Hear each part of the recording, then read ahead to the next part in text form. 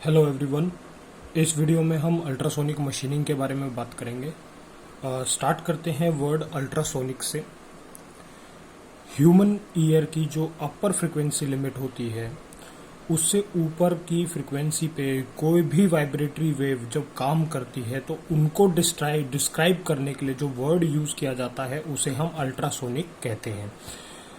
यहाँ पे हमारी दो टाइप की वेव्स होती हैं, एक शेयर वेव होती है और एक लॉन्गिट्यूडनल वेव होती है।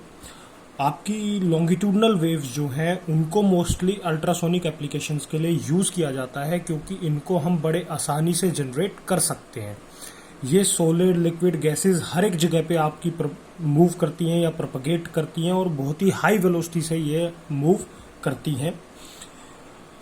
कोई भी ऐसा डिवाइस जो कि किसी भी टाइप की एनर्जी को अल्ट्रासोनिक वेव में कन्वर्ट कर सकता है उसे हम अल्ट्रासोनिक ट्रांसड्यूसर कहते हैं। अल्ट्रासोनिक ट्रांसड्यूसर्स जो हैं इंडस्ट्रियल एप्लीकेशन में काफ़ी जगहों पे यूज़ किए जाते हैं जहाँ पे ये पावर जो है इलेक्ट्रिसिटी से ले सके। मीन्स आपके जो ये ट्रांसड्यूसर है इनको हम इलेक्ट्रिक पावर की हेल्प से एनर्जाइज कर सके, वो भी रिक्वायर्ड फ्रिक्वेंसी पे। आपकी इलेक्ट्रिकल एनर्जी जो है फिर मैकेनिकल वाइब्रेशंस में कन्वर्ट की जाती है। अगर हम नेचुरल या फिर सिंथेटिक क्रिस्टल्स यूज कर रहे हैं तो वो फिजियो इलेक्ट्रिक इफेक्ट की वजह से मैकेनिकल वाइब्रेशंस में कन्वर्ट होती है। अगर हम मेटल यूज कर रहे हैं तो ये मैग्नेटोस्ट्रिक्टिव इफेक्ट की वजह से मैकेनिकल वाइब्रेशंस में कन्वर्ट होती हैं और उनको यूटिलाइज किया जाता है। वहीं अगर हम बात करें कि आपकी जो अल्ट्रासोनिक मशीन्स हैं या अल्ट्रासोनिक आपका ये जो पावर है ये मेनली मशीनिंग या कटिंग के लिए यूज की जाती है, तो मैकेनिकल में इनकी और भी कई एप्लीकेशंस होती हैं। जैसे हम मेटल्स को कास्ट कर सकते हैं, वेल्ड कर सकते हैं, प्लास्टिक को फॉर्मिंग कर सकते हैं, कटिंग फ्लूइड्स की वेलोसिटी का पता लगा सकते हैं, डेंसिटी का पता लगा सकते हैं, वेलोसिटी का पता लगा सकते हैं और इलास्टिक कॉन्स्टेंट्स की वैल्यू को भी डिटरमाइन कर सकते हैं। वहीं अगर हम बात करते हैं तो मेटल्स की हार्डनेस को, ग्रेन साइज को और नॉन डिस्ट्रक्टिव रेसिडुअल स्ट्रेसेस को भी हम डिटरमाइन कर सकते हैं। फ्लो डिटेक्शन के लिए भी इनका यूज किया जाता है और इवन लीक डिटेक्शन के लिए भी इनका यूज किया जाता है। तो अब बात करते हैं हम लोग अल्ट्रासोनिक मशीनिंग की। कोई भी ऐसा प्रोसेस, मटेरियल रिमूवल का कोई भी ऐसा प्रोसेस जहां पे हम लोग एब्रेसिव ग्रेन्स का यूज करते हैं मशीनिंग पर्पस के लिए या कटिंग पर्पस के लिए, उसे हम अल्ट्रासोनिक मशीनिंग कहते हैं। यहाँ पे जो आपके एब्रेसिव ग्रेन्स हैं या एब्रेसिव पार्टिकल्स हैं इनको वर्क सरफेस के ऊपर ड्राइव किया जाता है टूल की हेल्प से, और जो आपका टूल होता है वो वर्क सरफेस के नॉर्मल डायरेक्शन में ऑक्सिलेटरी मोशन जो है फॉलो करता है और हाई फ्रिक्वेंसी पे उसकी मूवमेंट होती है। आपका ये जो टूल होता है ये बहुत ही सॉफ्ट मटेरियल से बना होता है और ये नियरली 20 से 30 kc पर सेकेंड की फ्रिक्वेंसी पे ऑक्सिलेट करता है और जो एम्पलीट्यूड ये फॉलो करता है वो 0.02 mm का होता है। इसको वर्कपीस के साथ प्रेस किया जाता है कुछ फ्यू केजीज के लोड के साथ और इसको कॉन्टिन्यूसली डाउनवर्ड डायरेक्शन में फीड किया जाता है ताकि ये वर्कपीस को कट कर सके। इवन जो आपका टूल होता है ना, वो जो भी कैविटी आपको वर्कपीस पे बनानी है उसका मिरर इमेज होता है। आपकी टूल की जो शेप है वो मिरर इमेज होती है जो भी कैविटी आपको वर्कपीस पे फॉर्म करनी है। ये हमारा स्कीमेटिक डायग्राम है आपके अल्ट्रासोनिक मशीनिंग के लिए। टूल वर्कपीस और इसके कंपोनेंट्स हैं यहाँ पे।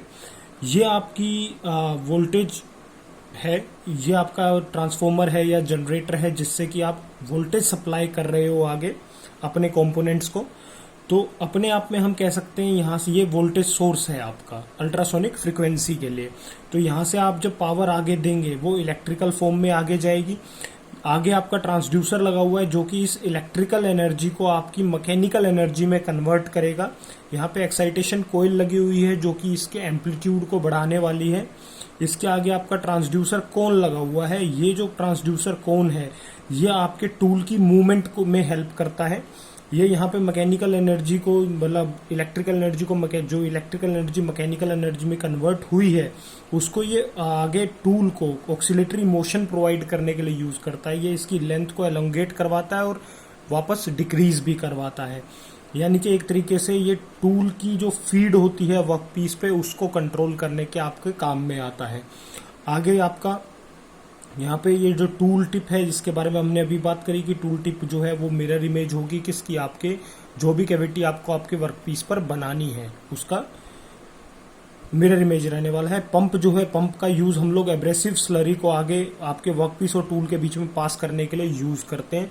ये एब्रेसिव स्लरी जो है ये आपकी मेटल कटिंग में आपकी या मशीनिंग प्रोसेस में आपकी हेल्प करती है।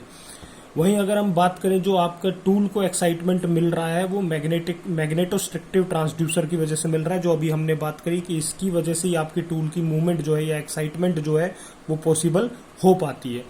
वहीं जो आपके स्लरी है या एब्रेसिव पार्टिकल्स हैं, ये जो आपकी स्लरी है ये एब्रेसिव पार्टिकल्स को लिक्विड में मिक्स करने पर आपको मिलती है, जिसको कि आप कटिंग जोन में प्रेशर के साथ फ्लो करवाते हैं।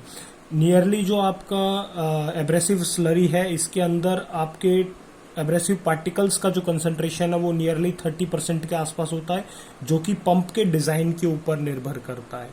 वहीं जब हम लोग बात करते हैं रेट ऑफ मशीनिंग की, तो रेट ऑफ मशीनिंग जो है वो टूल के ऊपर लगने वाले लोड या स्ट्रेसेस पे डिपेंड नहीं करती है।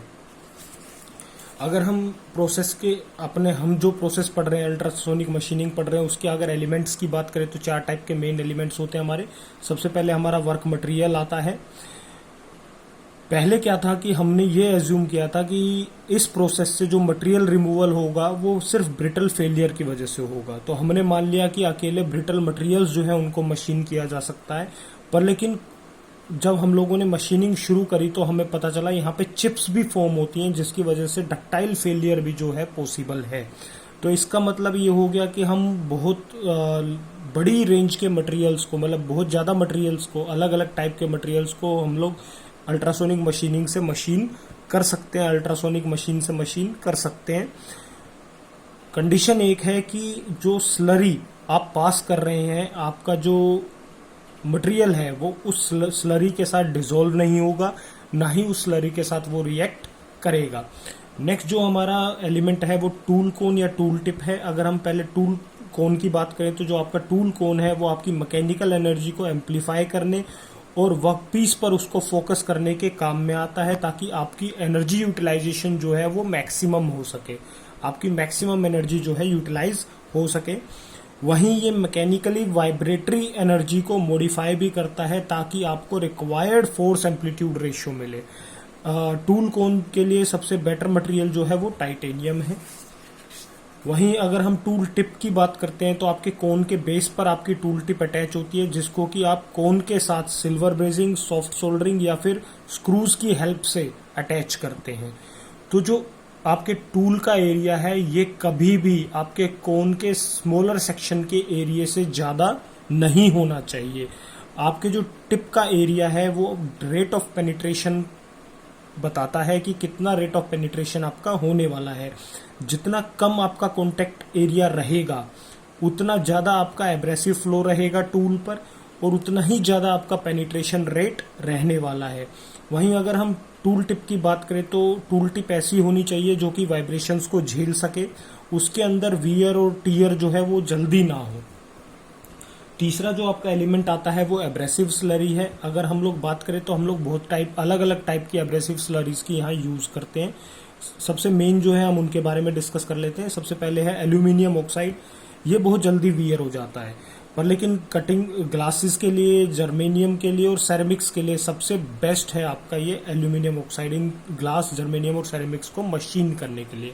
दूसरे नंबर पे जो हमारी एब्रेसिव स्लरी है वो बोरोन ऑक्साइड है।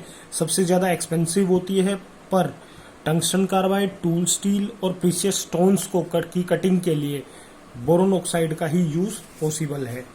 वहीं अगला जो हमारा आता है वो डायमंड डस्ट है। डायमंड डस्ट का यूज जो है वो डायमंड और रूबीज के लिए किया जाता है।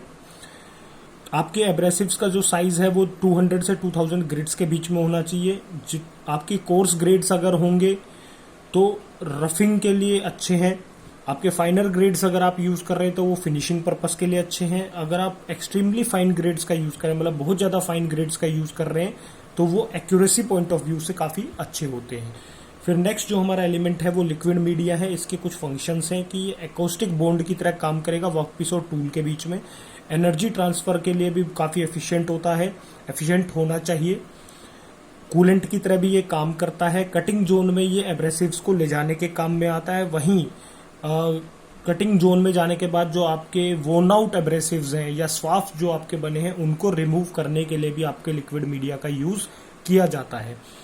इसकी कुछ करेक्टरिस्टिक्स होती हैं जो कि लिक्विड मीडिया में होनी चाहिए। जैसे आपकी जो लिक्विड मीडिया की डेंसिटी है वो एब्रेसिव के इक्वल होनी चाहिए।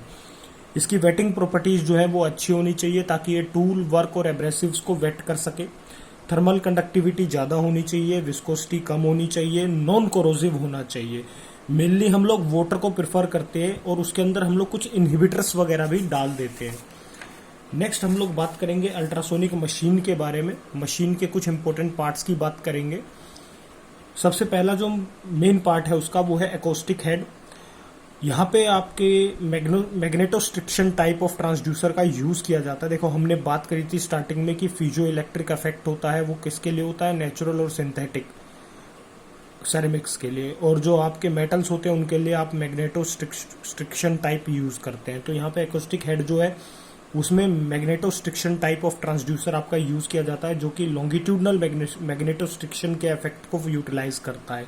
इसको हम लोग निकल या आयरन कोबाल्ट से बनाते हैं। इसकी वजह से आपका ऑल्टरनेटिंग इलेक्ट्रोमैग्नेटिक फील्ड जो है वो प्रोड्यूस होता है। दूसरे नंबर पे जो आपका मेन पार्ट है वो टूल फीड मैकेनिज्म है। इसके कुछ फंक्शंस हैं जो कि इसे परफॉर्म करने होते हैं। ये टूल को बहुत आराम से धीरे धीरे आपके वर्कपीस के पास लेके आता है। एडिक्वेट कटिंग फोर्स ये प्रोवाइड करता है। जो डेप्थ ऑफ स्पेसिफाइड डेप्थ है जहां तक आपको कटिंग करनी है वहां पे ले जाके ये आपकी फोर्स को कम कर देता है। ये कभी कभी उस डिस्टेंस से थोड़ा आगे तक, मतलब जो जिस डेप्थ तक आपको कट करना है उससे थोड़ा आगे तक की ये मूवमेंट रखता है ताकि जो रिक्वायर्ड होल साइज आपको चाहिए वो ये पूरा कर सके। मतलब ओवररन करके ये आपकी रिक्वायरमेंट को पूरा करता है और फिर टूल को वापस लाने का काम भी टूल फीड मैकेनिज्म ही करता है। नेक्स्ट अगर हम पार्ट की बात करते हैं तो वो एब्रेसिव फीड सिस्टम है। एब्रेसिव, अगर हम लोग छोटी मशीन्स पे काम कर रहे हैं तो हम लोग एब्रेसिव स्लरी को बाय हैंड सप्लाई कर सकते हैं। अगर हायर पावर मशीन्स पे हम काम कर रहे हैं तो हम लोग एक पंप का यूज करते हैं। वहीं जो लास्ट मेन पार्ट है वो जनरेटर है। जनरेटर जो है वो लो कॉस्ट होना चाहिए, सिंप्लिसिटी होनी चाहिए डिजाइन में, रिलायबल होना चाहिए, एफिशिएंट होना चाहिए। मेनली जो जनरेटर्स हम यहाँ यूज करते हैं वो वैक्यूम ट्यूब जनरेटर्स होते हैं। अब हम लोग इफेक्ट ऑफ पैरामीटर्स की बात करें तो सबसे पहले हमें इफेक्ट ऑफ एम्पलीट्यूड और फ्रीक्वेंसी ऑफ वाइब्रेशन पढ़ना है कि कटिंग रेट पर इनका क्या इफेक्ट होने वाला है। जैसे जैसे हम लोग एम्पलीट्यूड और फ्रीक्वेंसी को इंक्रीज करते हैं वैसे वैसे हमारा कटिंग रेट क्या करता है, इंक्रीज हो जाता है। इफेक्ट ऑफ ग्रेन डायामीटर अगर हम बात करें तो जैसे जैसे हमारे ग्रेन का डाया इंक्रीज होगा वैसे वैसे हमारा कटिंग रेट जो है वो इंक्रीज होगा। पर ज्यादा अगर हम लोगों ने डाया कर दिया है तो आपका कटिंग रेट जो है वो डिक्रीज भी हो सकता है। वहीं अगर हम नेक्स्ट बात करें तो effect of applied static load, अगर हमने स्टैटिक लोड अप्लाई किया है तो क्या रहने वाला है, हमारे मशीन रेट जो है वो मैक्सिमम हो जाएगा। वहीं अगर हम स्लरी के इफेक्ट की बात करें तो जैसे जैसे आप स्लरी के कंसंट्रेशन को इंक्रीज करते हैं, मतलब एब्रेसिव पार्ट जो है आपके लिक्विड में उसको आप इंक्रीज करते चले जाते हैं, वैसे वैसे आपका कटिंग रेट जो होगा वो इंक्रीज होता चला जाएगा।